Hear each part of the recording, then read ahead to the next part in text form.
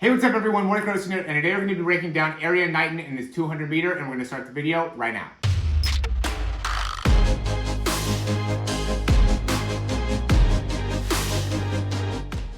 Okay, so we recently did a breakdown on Erriyon Knighton, but we did it in the 100 meter. This time we're going to be the 200 meter because he had a absolutely amazing performance here at the Olympic trials in the 200 meter. And this was an amazing heat to be able to see. The first heat of the 200 meter, we have Erriyon Knighton here. We have Noah Lyles here. We have Fred Curley, who's already going to be going to the Olympics as a 100 meter, already qualified there. So really some great competition going into it from heat one. All three of these guys could definitely make it into the final for sure. So to be going against each other in this first heat was awesome to see. Really good start from really all of them here. You know, it was interesting to see how Noah Lyles would do because obviously he's the big favorite going into the 200. And so, you know, it was very interesting to see that Erriyon Knighton ended up actually beating him here as he's going through and really did a great job here during the curve. And what really stood out to me here, guys, or what I've really started noticing in terms of, you know, some general sprinting technique is if we look, and I can zoom into Erriyon Knighton or either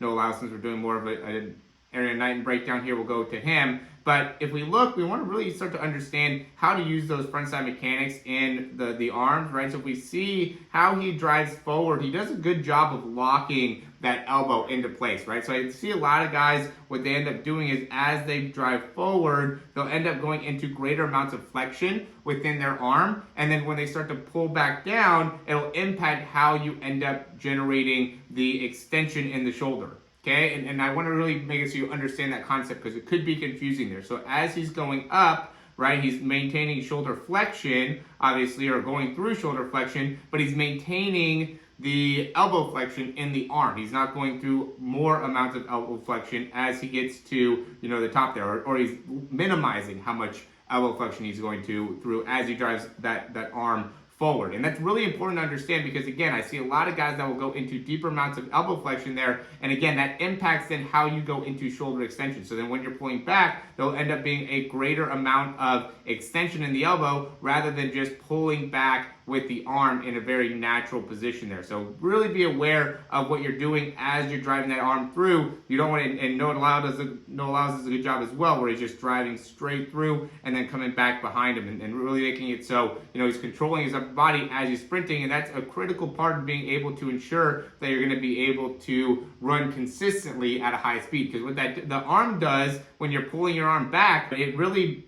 partners up with how you pull back with your leg. Right, and it's critical that when you're pulling back with your leg, you want to be able to keep that leg as straight as you can, right? So notice all these guys are landing with their legs really, really straight, which makes it so then they can get a very, very fast foot contact time. So you can see him landing at 93.72.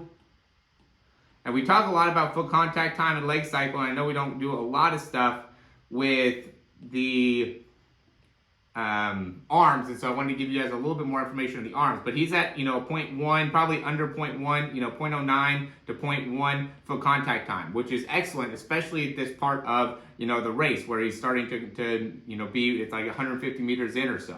Okay, maybe 120 to 150 meters in. So that's an important part to be able to really understand how to make sure that you're driving your leg back and making sure that you're able to maintain speed, because, you know, obviously this is the first heat, so he's not going to go and press all the way through. But if you don't have good mechanics here, you're not going to be able to change them going in. So it's super important to understand how to build up yourself to make it so you're going to be able to have a strong finish, whether you're in the 100, 200, 400, whatever the case may be. You got to make sure that you're able to land with that foot in a good position. The way to be able to land with that foot in a good position is making sure that you're maintaining good posture and pull when you're pulling those arms back. Because if you lose the ability to pull that arm back, that's going to really have a negative impact on your ability to run fast. So as always, guys, if you like this information, go ahead and click that thumbs up down below. Subscribe to the channel if you haven't already. And if you have any questions, comments, recommendations, you can go ahead and leave those down below. You know, big thing that I've been talking about lately is going to be those Zoom sessions. I really, really recommend you guys get a Zoom session if you want to get more into your technique and how you can improve your technique. Again, this is the 200, but we could do 400, we could do 100, we could do 60, we could do 40 meters. I know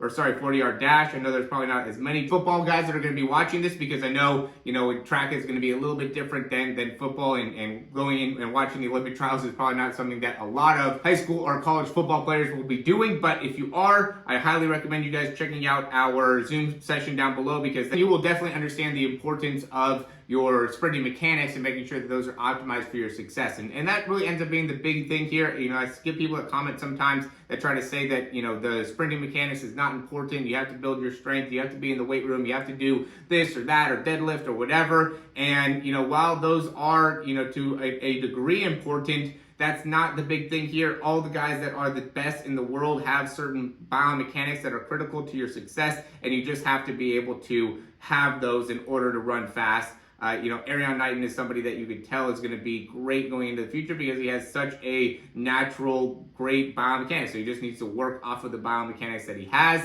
If you're somebody that doesn't have great biomechanics, you have to build those into your body. It doesn't matter how much you deadlift, doesn't matter how much you squat, doesn't matter how high you can jump. If you don't have the right mechanics from the start to the drive phase to the top end speed, and we want to be able to build that through those Zoom sessions. So I really, really recommend you guys checking that out down below. As always, thanks for watching. And if you're still watching right now, have to click that thumbs up. It's free for you guys to do. Go ahead and do that real quick. And then also subscribe to the channel if you haven't already. Talk to you soon.